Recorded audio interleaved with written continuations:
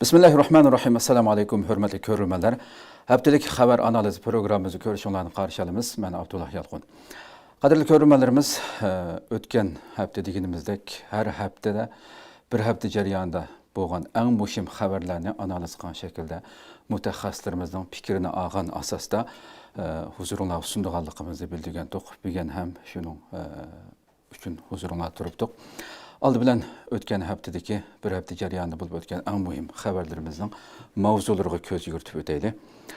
Jazo tizimidagi Xitoy universiteti Sharq Turkistonda alohida tajribaxona qurdi. Xi Jinpingning eng yuqori darajalik amaldorni ko'zdan yiqitishi dunyoning diqqatini tortdi. Va Amerika yangi mudofaa strategiyasida Xitoyga yumshoq pozitsiya ifodaladi. Angliya bosh vaziri Beijing'da Xi Jinping bilan uchrashdi. Bu va bundan boshqa albatta muhim xabarlarimiz bor bugun. Undaqda birinchi xabardan boshlab ko'rib o'taylik. Jazo tizimidagi Xitoy universiteti Sharq Turkistonda alohida tajribaxona qurdi. Albatta qadrli ko'ruvchilarimiz Amerika va Kanada tarafidan bu xabarlarda oldi bilan bizni nurg'un savollar, nurg'un zihnimizda nurg'un savol paydo qilishi kerak bo'lgan xabarlar. Muhim xabarlarimizdagi. Amerika va Kanada tarafidan harbiy tadqiqotlarga chetishliq deb qaralgan jazo tizimidagi kirgizilgan bir universitetning dal Sharq Turkistonning Oqsu viloyatida tajribaxona qurishidagi yo'shurun harbiy maqsad nima degan savolni so'rashimiz kerak. Va Xitoy nima uchun texnik tadqiqot markazlarini eng taraqqiy qilgan o'zining shaharlariga, markaziga, Beijingga emas, balki yuqori besimliq nazorat ostidagi vatanimizning Oqsuda qurishni tanladi. Bu intayin muhim bir savol. Bu tajribaxona Uyg'urlarni nazorat qilish sistemasi, shundaqla vatanimizdagi nurg'un bulang-talang qilinayotgan boyliqlarimizni qanday bulang-talang qilish xabarining tafsiloti albatta ko'rsizlar. Yangi bir bosqichga ko'tarmoqchimi degan savollarni tug'dirdi albatta har birimizda. Beijing Avasiya va Olam qatnashi universiteti bilan atalmish Uyg'ur Abnum rayonlik hukumatning hamkorligida qurilgan bu tajribaxonaning ismi nima deganda Koillon aqliy iqtidorli uskunlar tajribaxonasi nomida yupuqni echish murosimi va kengashining birinchi qitimliq yig'ini 20 yanvar vatanimizning Oqsuda echildi. Halbuki mazkur universitet yuqori deganimdek Amerika va Kanada tarafidan jazo tizimiga kirgizilgan bir universitet. Bultur 25 Avgust atalmış Uyghur Abnum rayonlik hukumat Ürümçi'de stratejik kelishim imzolab bu yil buning mevasini yupuqini ochgan bir ahvolni ko'ryapmiz bu xabardan. Shu kelishimga asosan mazkur universitetning Sharq Turkistonda Koillon aqliy iqtidorli uskunalar tajribaxonasi qurib chiqadiganligi ilgari bulturqi xabarlarimizda buni o'tirg'a qo'ygandik. Bu yil rasmiy yupuqni ochgan bo'ldi. Hamda Mosho Olam qatnashi, ya'ni Beijing Avasiya va Olam qatnashi universitetining mudiri Wang Yunbing oldingi hafta o'mak boshlab Sharq Turkistonga borgan bo'lib, bu yerda yupiqish murosimiga yana Xitoyning Sharq Turkistondagi nurg'un yuqori darajalik amaldorlar ham qatnashgan. U keyingi qadamda bu planni, ya'ni Sharq Turkistonda echilgan bu tajribaxonadagi planlarni tilga olib, odamsiz sistema, tuvan bo'shliqda uchish texnikasi, energiyani yuqori unumli qizish, ilg'or material va robot qatorliq 4 cho'ng yo'nalish asosida tadqiqot boshlanganligini bildirgan. Aloqador xabarlarda albatta mazkur tajribaxonaniki nuqtali holda Sharq Turkistonning talon-taroj qilinayotgan, to'xtovsiz holatda 24 soat bulang-talang qilinayotgan tabiiy boyliqlarni texmi zo'r miqdorda, texmi tez sur'atda bulang-talang qilish, Xitoy o'lkalariga tush vositalarini tadqiq qildiganligini ko'rib olgan bo'ldi-da bu xabarniki mazmunlariga qarasak.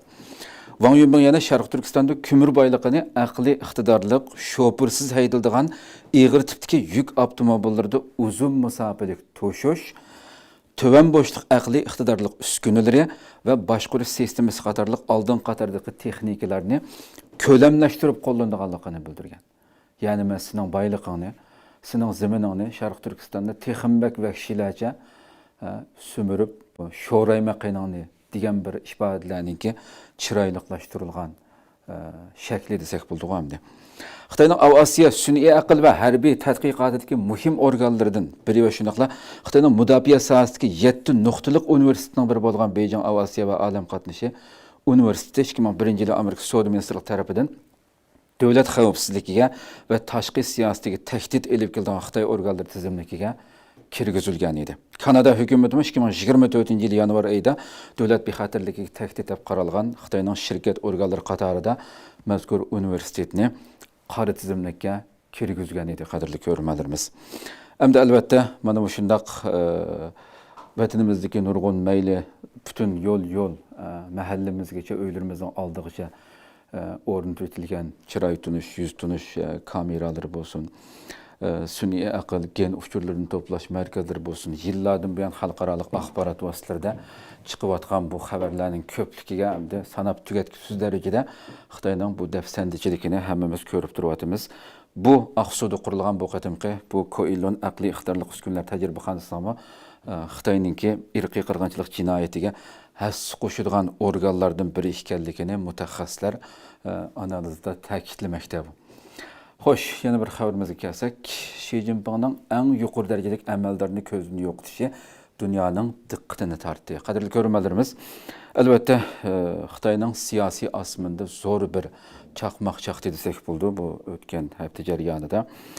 Xi Jinping o'zining o'ng qo'li deb qaralgan, Xi Jinpingning eng yaqin sirdishi deb qaralgan, necha 10 yillik sirdishi bo'lgan oila do'sti deb nurg'un butun dunyo xabar axborot vositalarida intayin kuchli g'ulg'ula qo'zg'agan bir xabar ma'lum bo'lgandek, harbiy ishlar komitetining muavin raisi Zhang Youshani bir kundalik yiqitdi. Bu faqat bir poraxo'rlikqa zarb berish harakatimi yoki Xitoy Kompartiyasining ichida biz ko'rmayotgan bir qonliq to'qinish bormi degan savollarni tug'dirdi. Hakimiyet qatlamidagi Xitoyning hakimiyet qatlamidagi ikkinchi numurli shaxs va Xi Jinpingning eng yaqin sirdishi deb qaralgan Zhang Youshaning tuyuqsiz tozalanishi Beijingdagi yoshirin bir siyosiy o'zgarishning signalimi degandek savollarni albatta zihnimizga samay qolmaydi. Albatta xabarning oxirida bu haqda doktor Erkin Akramning fikrini olamiz. Hamda bu yerda 24 yanvar hammalarga ma'lum bo'lgandek biz shu kunlam albatta muhim xabarlarimizdan biridir bu xabarning tafsilotini. Xitoyning eng yuqori general darajalik harbiy amaldori Zhang Youshaning uningga ortilgan jinoyatga qarab boqayli intizomga, qonunga ig'ir xiloflik qilish va nimalarni xalqaro axborot vositalarida yadro ma'lumotlarni Xitoyningki Amerikaga setish degandek nimalar bilan uningki tekshirilayotganligi e'lon qilingandi. Xitoy harbiy ishlar komitetining muavin raisi va Xitoy Kompartiyasi markaziy byurosining a'zosi Zhang Yousha mazkur yuqori darajalik amallari bilan Xi Jinpingning qarshisida yuqori deganimizdek ikkinchi numurli shaxs deb qaralgan intayin muhim o'rindagi bir general ekanligi, Xitoy ekanligi ko'p ta'kidlanib, Xitoyda nimalar bo'lyapti degandek nurg'un analizlar ko'plab tilga ilindi albatta butun axborotlarda. Hamda Xi Jinping hakimiyet beshiga chiqqandan buyon yuqoriga o'xshash intizomga yoki poraxo'rlikqa yoki undaq yoki bundaq degandek ko'zni yo'qotmoqchi bo'lgan har qanday amaldorni mayli u harbiy bo'lsin yoki boshqa saviyadagi kompartiyaningki odamlari bo'lsin, bu shunday xilma-xil so'zlar bilan ko'zni yo'qotganimizga ma'lum bo'lgandek. Bir qism analizchilar bu şekilde Xi Jinpingning amaldorlarni bu şekilde tozalab kelganligini bir qism analizchilar Zhang Youshaning tozalanishining hammadan ilgariki nurg'un amaldorlarning tozalanishidan bakrak hayron qolarlik bir masala ekanligini ta'kidlashmoqda. Zhang Yousha bilan bir vaqtda yiqitilgan yuqori darajalik amaldor Xitoy armiyasi birlashma bosh shtabining boshlig'i Liu Jinli bo'lib, u Xitoy harbiy ishlar komitetining a'zosi edi. Masalan, shuni qarab baxsak, hozir Xi Jinping eng boshda harbiy kimligi bo'lmagan, qolgan yuqori harbiy komitet 6 harbiydan tarkib topgan 6 a'zosi va mushu yaqinqi yillardan bu 5 ni yo'qotgan bo'ldi. Faqat bir lam Jiang Zemin bu qilib qolgan bo'ldi Xi Jinping bilan. Bularni albatta nurg'un savol paydo qiladigan masala. Fransiya dunyo gazetining analizida Zhang Youshaningki haqiqiy urush tajribasiga ega sanoqli harbiy amaldorlardan biri ekanligi, Xi Jinpingdan qolsa eng yuqori darajalik harbiy amaldor ekanligi, uning Xi Jinpingning yuksak darajada markazlashtirilgan huquqini ojizlatishga urinish bilan ayblanganligi qayd qilingan. Val ko'chisi geziti bo'lsa, Jiang Yushanning o'z atrofiga guruh to'plash, zo'r miqdorda pora elish, ma'lum amaldorning mudofaa ministrlik vazifasiga tayinlanishini qo'llash, masalan, Liu Xiaofuni deyotdi. Eng ig'iri Xitoyning yadro qurol ombirining halqiliq texnik uchurini Amerikaga ta'minlash bilan ayblanganligini ilgari surdi Val ko'chisi gezdi. Acaba Val ko'chisi geziti tilga olganda Xitoyning yadro qurol uchurlarining Amerikaga chiqib ketishi yoki setilishi ta'minlanishi Xitoy armiyasidagi ishonch kirishisining qaysi darajaga yetganligini ko'rsatdi. Bu albatta o'yinishga tegishli masala. Ma'lum bo'lishicha 2022 yilda bekitilgan yangi bir navbatlik Xitoy harbiy ishlar komiteti a'zolarining ichida yuqori deganimdek, hozir bu 6 harbiyning ichida 5 yo'qotilib, faqat mushu qoldi. Buni albatta birdamdan keyin suhbatimizda buningki analizlarini ham doktordan olamiz. Xo'sh, yana bir xabarimizga kelsak, Amerika yangi mudofaa strategiyasida Xitoyga yumshoq pozitsiya ifodaladi. Albatta, bu intayin diqqatimizni tortadigan xabarning biri. Amerika Davlat mudofaa ministrligining yangi strategiyasida Xitoyni amdi strategik raqobatchi deb atamasligi Washingtonning Beijing qarata oq bayroq chiqarishimi yoki siyosiy bir taktika o'zgarishimi degan savollarni tug'dirdi bu albatta. Va Trumpning 2018-yildagi Xitoy eng chong tahdid degan qattiq pozitsiyasidan bugungi qarishilashmaymiz degan yumshoq pozitsiyaga o'tishining orqasida qanday bir yoshirun tijoriy, savdo yoki siyosiy kelishim bo'lishi mumkin deganlarni albatta so'ramay turolmaymiz. Shundaqla davlat mudofaa, ya'ni bu e'lon qilingan bu qatimqi davlat mudofaa hujjatida har doim tilga ilinmay qolmaydigan Tayvan masalasining butunlay tilga ilinmasligi Amerikaning Hind-Tinch okean rayonidagi ittifoqdoshlariga va Sharq Turkiston masalasiga qanday signal beradi degan savolni albatta so'rashimiz kerak. Amerika urush ministrligi 23 yanvar 2026-yillik 34 betlik yangi strategik hujjatini, davlat mudofaa strategiyasini e'lon qildi. Yangi strategiyada Xitoy strategik raqobatchi deb qaralmagan bo'lib, Amerikaning Xitoy bilan qarishilashmaydiganligi, ammo Xitoy yoki boshqa davlatlarning Hind-Tinch okean rayoniga hukmronlik qilishiga yo'l qo'ymaydiganligi ta'kidlandi. Bu 34 betlik strategiya hujjatining Xitoyga aloqador qismida Xitoyning amaliy kuchi va Amerikaning bu vaqtdagi strategiyasi muhokama qilindi. Qadrli ko'ruvchilarimiz. Ammo Amerika Xitoy munosabatidagi eng sezgir nuqta bo'lgan Tayvan masalasi tilga elinmadi. Hujjatda Amerikaning Xitoy bilan qarishilishga urinmaydiganligi, ammo cho'qim Xitoy yoki boshqa har qanday davlatning Hind-Tinch okean rayoniga Amerika va uning ittifoqdoshlariga hukmronlik qilishini to'sadiganligi bildirilgan. Xitoyning amaliy kuchi haqidagi bayonlarda bo'lsa, mushu hujjatdagi garchi Xitoy intayin ig'ir bo'lgan iqtisod, nüfus va ijtimoiy xiristlarga duch kelayotgan bo'lsa-mu, kuchining uzluksiz eshiyotganligidek bir paketning mavjudligi ham ta'kidlangan. Albatta, bu qurlar yana bizda shunday bir savol paydo qiladi. Amerika Xitoyning iqtisodiy va nüfus kirisini dokumentida ta'kidlab turib, mana iqtisodiy kiris va nüfus kirisi va deb buni ta'kidlab turib, yana nima uchun uning kuchining eshiyotganligini e'tirof qildi o'xshash dokumentda. Bu qo'sh taraflamalik bayonlar Trump hukumatining tashqi siyosatidagi turaqsizlikni ko'rsatamdi degan savollarni cho'qim so'rashimiz kerak. Bu strategiya Amerika prezidenti Donald Trumpning birinchi navbatlik vazifa o'tash muddatida e'lon qilingan davlat mudofaa strategiyasi bilan ro'shan farqliq. Bu qatimqi dokument nihoyat ro'shan bir farq borligini selishtirishimiz kerak bo'lgan nuqtalar bor bu yerda. 5 projektlik bino 2018-yilda e'lon qilingan davlat mudofaa strategiyasida Xitoy Amerika bexatarligiga eng chong tahdid deb qaralib, oldingi o'rindagi ish qatoriga qo'yilgan edi. Bu qatim bu chiqarib o'tildi. Agar Amerika Xitoyni tahdid deb qarashdan voz kechsa, buni so'rash kerak-da albatta. Voz kechsa, Uyg'ur irqiy qirg'inchiligiga o'xshash kishilik huquq masalalari xalqaro siyosatning qaysi bo'lumida qolib qoladi degan nuqtalarmi intayin muhim. Xo'sh, yana bir xabarimizga kelsak, Angliya bosh vaziri Beijingda Xi Jinping bilan uchrashdi. Albatta, qadrli ko'ruvchilarimiz, 28-yanvar Beijingda oradan 8 yil o'tgandan keyin Angliya bosh vaziri Starmer, Angliyaning eng yuqori amaldori Beijingda kutib olindi Xi Jinping tarafidan. Albatta, bu ziyoratning buludu xəbəri ziyaret yaqında ziyaret buldu degan xəbərlər uçub yürüyen vaqtidlam nurgun analizler Amerika'nın bununla bildirgen Trump'ın sözleri bunu ötken haftaki xəbərlərimizdi mi?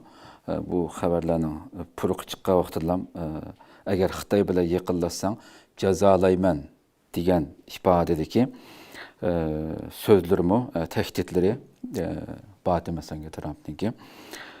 Starmer insan haklarını soğudu münasebet bir Amerika'nın elbette hem Angliya ve Avrupa'ya besim düşürüyotganligini bilamiz.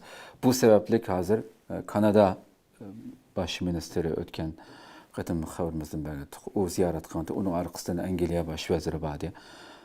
G'arbni Trump'ның küçülük besimi Avrupa mas'ullari bo'lsin yoki Angliya bo'lsin Xitoy bilan tabiiy holatda yiqilishga ilib berayotgan bir ko'rinishni ko'z oldimizda ko'rib turyapmiz. Angliyami 2022-yildagi Uyg'ur irqiy qirg'inchiligi masalasida buning Shveysariyada ochilgan yig'inda janvada Uyg'urlar taraf turib ovoz qo'shgan davlatlarning biri albatta. Kişilik hüquq meselesini tilga elib turayotgan bir davlat hamda bugungi holatda buni unutib bundan voz kechishga Xitoyni tanlashga majbur qilamdi degan albatta nurg'un masalalar bor bu yerda. Angliya o'qituvchi partiyalari va ommaviy tashkilotlarining Xi Jinping bilan ko'rishganda Sharq Turkiston masalasini o'tirg'a qo'y, Tibet masalasini o'tirg'a qo'y degandek bu narsalarmi Şiranın astida qaldimi? Bu chaqiriq Starmerning 42 milliard funt sterlinlik soda passiv balansini hal qilish arzusi oldida qanchalik ahamiyatga ega? Bu savollarga cho'qim so'ralish kerak bo'lgan masalalar qadarlik ko'rmalarimiz. Deganimizdek 28 yanvar bu ziyorat amalga oshdi Beyjingda. 2018 yıldan bu yan Angliyaning yuqori darajalik amaldorininki rahbarining tunji qatim Beyjingda ko'rishi hisoblanadi bu. BBC va dunyoning xabar kanallari bundan tafsili berdi. Xi Jinping bu yerda suhbatda numussizlarcha, hiylagarlarcha so'z qilgan, shu so'z qarab boqaydi. Ikki tarafning farqlardan halqib o'zaro hurmat qilsalar, tarixning siniqidan o'talaydiganligi haqida jar soldi Xi Jinping. Starmer bo'lsa echilish so'zida Angliya bilan Xitoyning texmi inchga va puxta munosabat o'rnatishining intayin muhimligini tilga oldi. Xi Jinping tilga olgan farqlardan o'zaro halqib o'tish deganni qanday tushunishimiz kerak? Bu so'z amaliyotda G'arbning Uyg'ur qirg'inchiligiga ko'z yumishi badaliga keladigan bir savdo kelishimining shartimi deganni Uyg'urlar so'ramay turolmaydi. Qanday ushur bermoqchisan? Savdo vakillar ömrükini başlap bargan baş vazir Starmer Beijing ve Şanghay'ni ziyaret qildi albatta. O'qituvchi partiya va bir qism ommaviy tashkilotlar ziyoratini ilgari uni Xi Jinping bilan ko'rishganda Sharq Turkiston va Hong Kongdagi inson huquqlari masalasini o'tirib qo'yishga chaqirgandi. Starmerning bu qatimqi ziyarati yana Angliya Xitoy savdo passiv balansi davomli ishlayotgan bir vaziyat ro'yobga chiqqan bo'lib, Angliya savdo ministrligining statistikasiga asoslangan 2025-yilning 2-faslida Angliyaning Xitoy bilan bo'lgan 1 yillik savdo passiv balansi 42 milliard funt sterling, taxminan 57,5 milliard Amerika dollariga yetib, o'xshash mazgildagidan 18% eshib ketgan. Yaqinda Xitoyni ziyorat qilgan yana bir davlat rahbari bo'lsa, Kanada, yuqorida deganimdek, Kanada bosh ministri Mark Carney bo'lib, 16 yanvar Beyjingga ziyoratga borgan vaqtida Xitoy raisi Xi Jinping bilan ko'rishgan edi. Xitoyning Kanada yezigilik mahsulotlaridan oldigan tamojni bojlarini tövaltadigan 50 mingga yaqin Xitoy to'kliq avtomobilniki Xitoyga tövan boj bilan kirishga ruxsat qilishi ya nimaga Kanadaga e'tibor bahoda Kanadaga kirishga ruxsat qilgan bir savdo kelishimi imzolaganligini e'lon qilgan edi. Bu xabar chiqqan hamon Amerika Trump bununla derhal agarda kelishim rasmiy tuzsa Kanadaga 100% tamojni beji qo'yilganligini aytgan edi. Bunun bilan derhal Carney bununla inkas qaytarib Kanadaning Amerika Meksika Kanada kelishimiga amal qilganligini, Xitoy bilan erkin savdo kelishimi tuzish plani yo'qligini ta'kidlagan edi. Acaba bu ikisini biz birlashtirsak Donald Trump'ның Angliyaning Xitoy bilan bo'lgan yaqinlashishini intayin xatarlik deb sifatlashi. Chunki Angliya bosh vaziri Starmer ziyorat qilgan vaqtida qanday qaraysiz bu degan muxbirlarning savollariga Trump qanday javob berdi? Intayin xatarlik yaqinlashish bo'lyotdi deb javob berdi. Kelgusidagi Amerika Angliya munosabatiga qanday ta'sir ko'rsatishi mumkin? Bularni albatta navbatda hurmatli doktor Erkin Akram bilan bu haqda onun analizlerini, fikirlerini alamiz. Agarda doktor kirgan bo'lsa, suhbatni boshlab ketsak.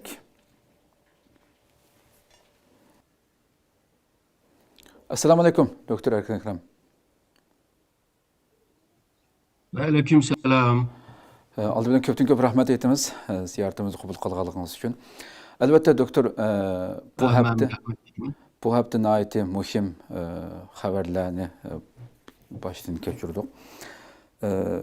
Aldı bilan shu Xitoydagi zo'r Xi Jinpingning atrofidagi bu yuqori darajalik generallarning bir-birlab qisqa vaqtning ichida yo'qotilishi bo'libmi 24-yanvar Xitoyning eng yuqori darajalik generallaridan Xi Jinpingning qarshi 2 nomerlik shaxs deb qaralgan bu Zhang Youxianinki va uning bilan o'xshash vaqtda Xitoy harbiy ishlar komitetining bosh shtab boshlig'i Liu Jileninki bir vaqtda yo'qotilishi bu butun dunyo axborotlarida g'ulg'ula qo'zg'agan bir masala bo'ldi. Shunga hozir masalan shu harbiy komitetda faqat bir Xitoy qolganligini ko'rib turyapmiz Xi Jinping bilan. Umumiy jihatdagi bu jiddiy o'zgarishni qanday qaraysiz, qanday analiz qildingiz?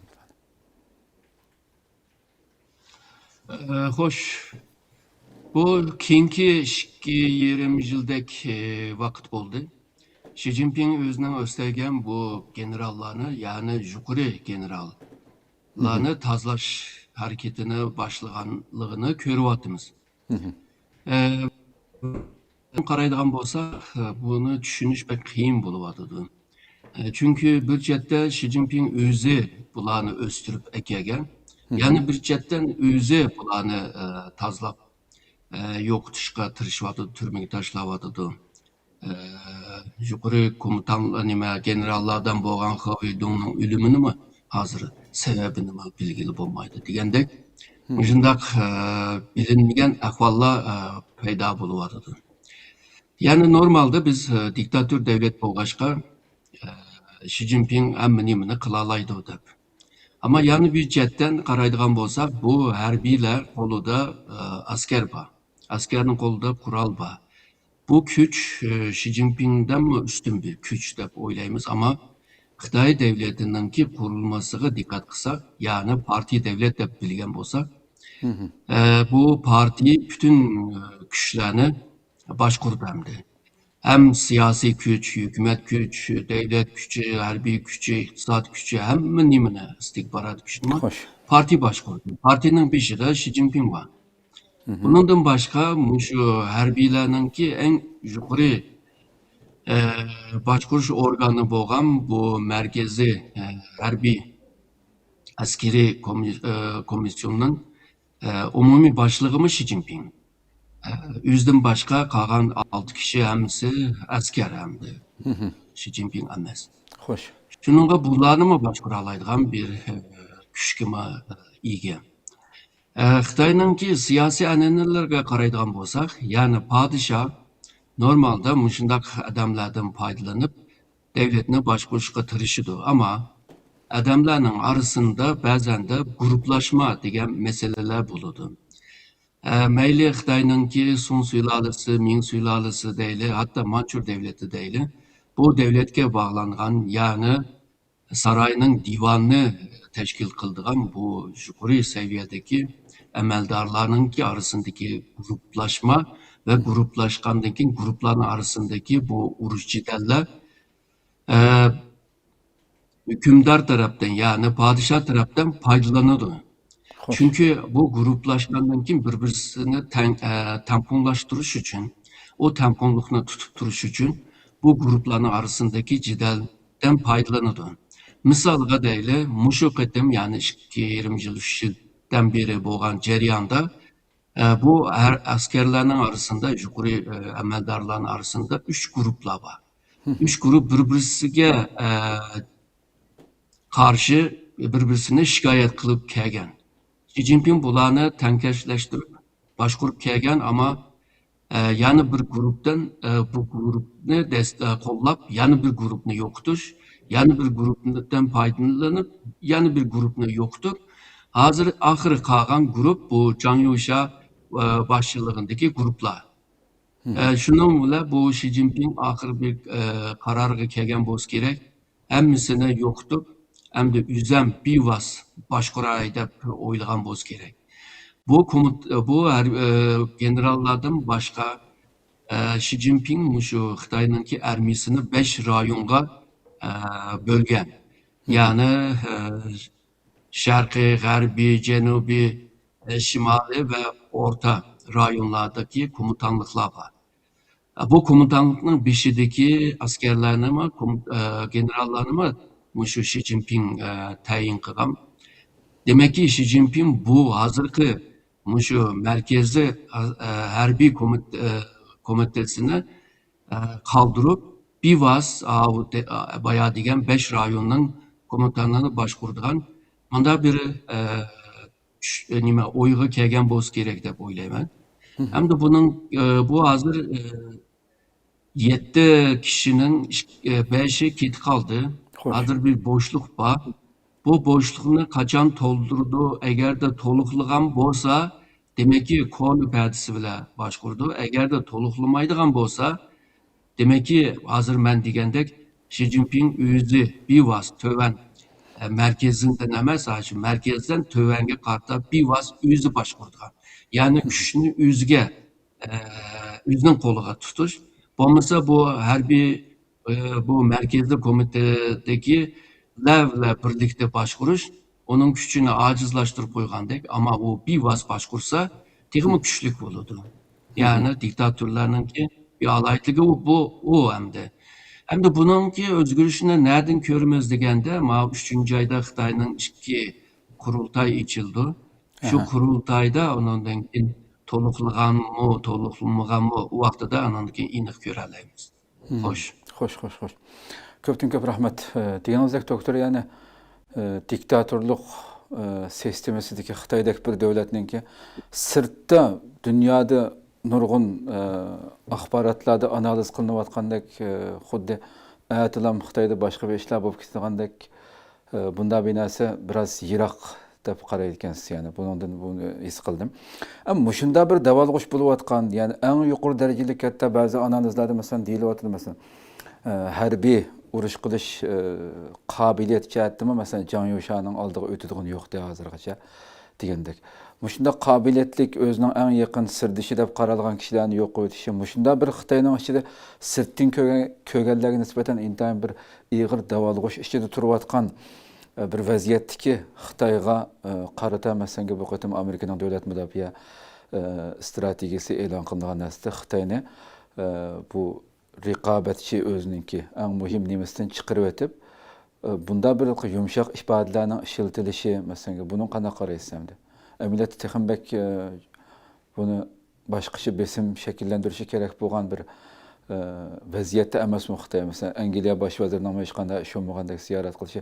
Xitoylarning axborotlarini qarasangiz o'qituvchilar bo'libmi, noit xuddi atli bir ish o'qitgandek, hatto ijtimoiy uchur vositadagi Beijingdagi harbiylarning ko'chalarga chiqib ketgan o video rasmi yog'imi endi siz texmbek yaxshi bilasiz masalalarni, endi Xitoyningki axborotlarni ko'plab taqib qilgan ekan. Doğru. Hazır bu Jiang Yusha ve Zhang Zhengli degen iki kişi Kağan o aldırgan generallara kargan çağda Hoş. 79 ve 84'teki Vietnam uruşuğa bir vas kıtılgan ve can kılıçta tecrübesi bolgan ve kademe üsüp yükselip çıkan insanlar bular. Hoş. Yani bularınki her bir tecrübesi nayti Kağan yukarı seviyedeki generallar kargan çağda nayti ilgar emdi. Şundak turup nimişke bunu kaldırıyordu. Çünkü Tayvan'a hücum kılman dese muşundak generallara ihtiyaç var dep düşünümüz. Hoş. Ama diktatörler bundak oylamaydı emdi. Çünkü manga boğan sadakat bağ mı yok mu dep onunla karaydı. Çünkü bayağı digendek bu generallar bulup mu Jiang Yusha 50 yıldan beri harbiy bu. Asker emdi. Ve kademe yükselgen vaxtıda mı nurgun bu münasebetlerini mi kurup gelgen. Nurgun şundak töven derecedeki generallar veya onundan mı tövenlerini bu östürüp ekegen. Şununla bu Xitay elminin içinde bununki münasebeti bekken, tor bekken edememe köp. Ondaq da bu Xi Jinping bunda ahvaldan ensireydi hem de. Ertügün bu kopup askerlerini neyim kılıp yiteklep onundan kim bir e, harbiy zerbi berdigan bolsa ziyan nime bu meni aldırıydı dep ensireshme ba yani işenmeslik mesele ba. Bir yerde sadakat anınki kabiliyetten, layakattan mı üstün buluvadı dazı. Hoş. Şununla bulanı yokutuş Xi Jinping'ninki o'rninninki sağlam buluşu degan ma'noga keldi hamdi. Shuningga Xi Jinping bularni qoldiryotdi. Bo'lmasa, ertaga Amerika bilan, Filippin bilan yoki boshqa davlatlar bilan bir jang bo'lib qolsa, bunda tajribali generallarga ehtiyoj tuyuldi, ammo undaq emas. Xi Jinping herhalde bunda o'ylaydi, chunki men bevosita boya degan 5 rayonlik harbiylarni boshqara olsam bevosita ular undan keyin berib jang qilsa yana jangni yengalayman deb o'ylagan bo'lsa kerak. Ba'zi shu g'arb tarafdagi mutaxassislar deydi, bu Zhang Youxianing boshchiligidagi guruhlar hozir biz Tayvanga hujum qilolmaymiz, chunki Tayvanni ilish oson, ammo Amerikaga taqobil turish qiyin bo'ladi. Hozir payt emas. Shuningga Xi Jinping buni aldırıverdi deb so'zlaganlar bor. Hozirgacha bu hukumatda vazifa ishlab turib Tayvanga hujum qilmaydi deydigan generallarni ko'rmadim, tuymadim hamda. Ba'zi pensiya chiqib ketgan, necha yil o'tib ketgandan keyinki ba'zi generallar Tayvanni ilish oson emas deb degan gaplarni davodidiyu, ammo bu generallar shunday o'ylaganligini men yaxshi bilmayman. Arqa ko'rinishini yaxshi bilmagachga. Yig'ib kelgan chog'da bu generallarni qoldirishninki sababi yanıla shu huquq masalasi. Hoş, hoş. Yani mansab masalasi. O'tag'an o'rinning sağlam bo'lish masalasi deb o'ylayman. Doktor hamda bu xabarlar tilg'alingan shu yadro qurollarini Xitoyniki ma'lumotni Amerikaga sotdi degan bu gaplar sizga qanchalik yani ehtimollik bor buniki yoki to'kmak? Bunun ihtimali bekle töven. Yani bu Zhang Youxianing qo'lida yadro qural ishlab chiqarish va uningki maxfiyatlari Zhang Youxianingki boshqurish ostida emas. Zhang Youxia o maxfiyatni ilish uchun ular bilan munosabat qurish lozim. Ulardan ma'lumot ilish lozim. Undan keyin Amerikaga berish lozim. Bu jarayonda baribir pash bo'lib qoladi. Xo'sh. Shuningga mencha shu baya Zhang Youxia va guruhlarini aldırıtish yolg'izla Xi Jinpingninki shu huquqni sağlam tutush uchun qildi degan gaplar bo'lmasin deb Zhang Youxiaga ni gunohlarni atdi.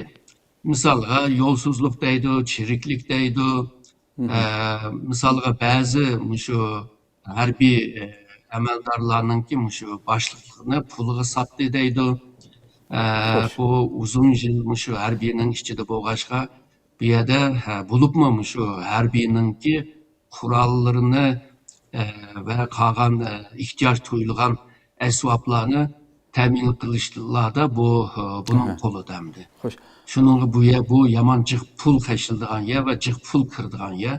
Shuningga buningki yo'lsizlikmi bor, chiriklikmi bor degandek da'vodir. Aslında Xitoyning butun amaldorlarida bu chirikliklar bor hamdi.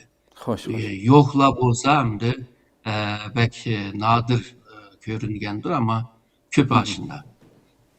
Bence bununla bir günah etişka tırışvadı dep o'ylayman. Eğer de bu Amerika'nın adımı bo'lgan bo'lsa, o zaman bununki töven seviyedeki generallar ya da başkaları hemsi Amerika'nın adımı buludu. Çünkü bu bir tor münasebet, yani münasebetini bir tor halga ekemigice onda kığılıp olmaydı. Bu mahfiyetini Amerika'ya yetkisi için qaysi uslubni işletidi. Elektronik işletse, internet işletse, ya ki bu insandan insana yetkizse, bu hemen paş olmamdı. Şununla bu biraz gumanlık deb o'ylayman. Yuqorqi sualimninki yana biroz yarım qolib qoldi. Shunda bir vaziyatdagi Xitoyga Amerika masalanga bu qatimqi davlat mudofaa nimasida 2018-yili eng cho'ng tahdid deb qaralgan Xitoy nima ishga chiqarib o'tildi? Tayvan masalasini tilga aylanmaydi nima ishqa? Bundaq bir vaziyatdagi Xitoyga qarata. Hatto masalan boshqa bir davlatda bunda bir cho'ng generallar, amaldorlar yo'qitib etilsa, uni nurg'un bayonotlarni e'lon qildi masalanga. Bu uni surishti qilib. Ammo Xitoyda har qanday bir amaldor yo'qitib etilsa, hech kimga qilmaydi unga. Xitoyninki tuzumi aslında. Bayağı dedim parti devlet. Parti devlet bu Lenin'in icat qilgan Leninist bir uslup bu. Xo'sh. Yani burun Xitoy padişahlık devlet bir sülale başkurgan bolsa, hazırki Xitoy devletini bir parti sülalesi başkurvadı. Ve partininki küçü ta aşı yezlağıca baralaydı. Xo'sh. Ve bulada bu istihbarat kurulmasıma naiti sağlam. Her kanında bir mesele bolsa yetkizip kilaleydi. İkincisi Xitoy bu parti devlet boğaçqa, yani kanun devlet emesemdi. Yani hemen işini kanunga qarab qilmaydi. Partinin kararı bile birisini cazalaydı yoki birisini östürdü. Xo'sh. Onu yağar rastlardan bir kurultay içip kol köptürüp ona makullığını kılıdı emdi. Bu saxta yalğan bolğanlığını hemmemiz bilimiz. Şununla bu birisini eyüplep, birisini cinayet bile cezalandırış cette onunla cık izah ketmeydi. Misalıga deyli, mavu İlham Tohti. İlham Tohti'nin ki şu ballağa şunda müstakillik ideyasını, bölgünçü ideyasını müştak anlatıp kılgan deydi. Ama bu cinayet Xitoyninki cinayet kanuninki maddesiga pek düşmeydi. Şununla bu İlham Tohti'ni cezalandırış için başka bir nersini tapdı. Bu bolsa İlham Tohti chet eldagi bölgünçüler bile münasebeti bardı. Ama qanday bir münasebeti bar? Bular bilan qilgan münasebetde nima gaplarni dedi?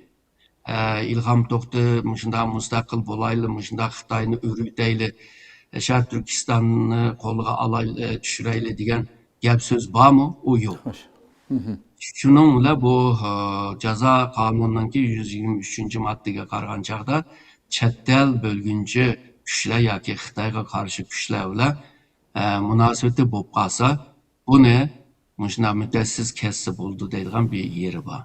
Shunga bu İlham Tohti'ga bunda bir betnamni chaplagan. Undaqda bu Zhang Yusha ve adamlarga bundaq bir günahını chaplamak hozirgi Xitoy hokimiyati uchun oson bir mesele. Bu hiç izah bermegen keyin xalqlarma jiq adamlarma tushunmaydi buni, xalqmi bilib ketmaydi. Misalga o'z vaqtida Limbioma Mao'ga qarshi chiqqan vaqtida Mao'ni hal qilib pashib qolgandan keyin qichishda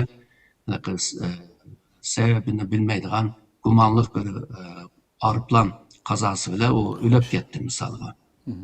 U vaqtida darhol xalqig'ima o arka ko'rinishini tushundirmadi. Yani Libya'nın chet kuchlar bilan Sovyetlar bilan manda munosabati va manda bölgünçülük qilgan, anda eskilik qilgan, Mao Zedongga suiqasd qilgan degandek gunohlarni chapladı. Xalq mana shunday tushundi hamda. Hamda harbiy sohasiga kelsak, harbiylar buyruq ilish bilan yetishdi bular. Yani kademe yuqoridan tövanga buyruq bilan başkurulgandan keyin yuqoridan yani askerlarninki eng cho'ng boshlig'i Xi Jinping bo'lgandan keyin uning bir buyrug'i bilan hammasi jimiqidi hamda. Bir chetda bu qolgan askerlar nima bo'lib, nima bo'lganligini yaxshi bilmaydi. Qarshi chiqayli desak, nima bo'lganligini bilmayapti.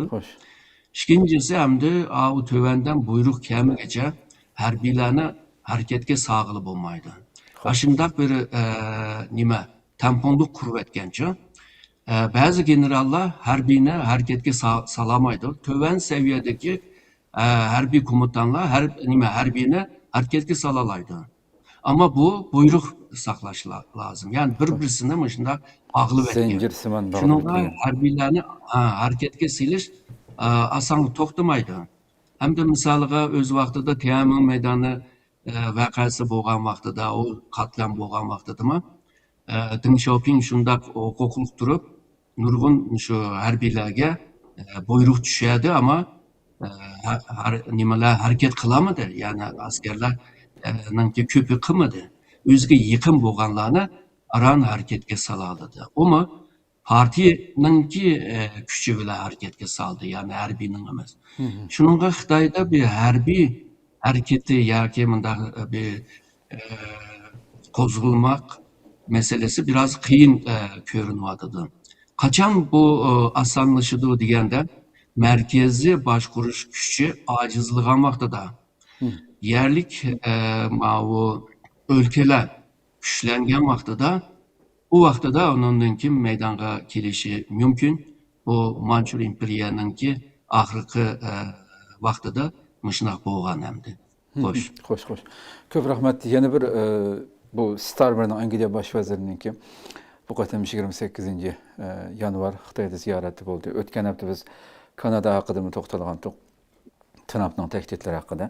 Bu qatimki ziyoratni umumiy jihatdan bo'lib o'tilgan so'zlar, kelishimlar, buningga qanday qaradingiz? Buningdan keyin qanday ta'sir ko'rsatdi? Amerika Trump bo'lsa, nihoyat xatarli yiqilish bu deb tahdidni puritib oldi oldi burun.